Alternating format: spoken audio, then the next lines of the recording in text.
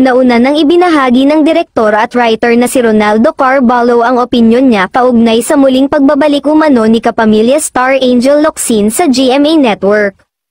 Sa Facebook post nito, sinabi ni Ronaldo na tila mahihirapan na nga raw itong si Angel na magkaroon pa ng pwesto sa GMA.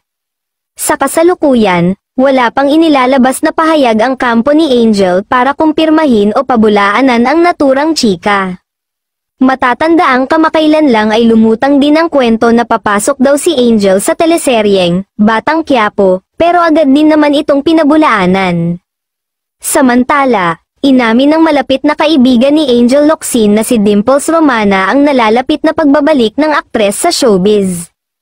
Si Angel na nga kaya ang tinutukoy na sa tweet ni Sir Eric John Salud, na siyang publicity head ng Dreamscape Entertainment, may ipinahiwati kasi na magandang balita sa atin na isang big star ang magiging kapamilya sa mga susunod na araw.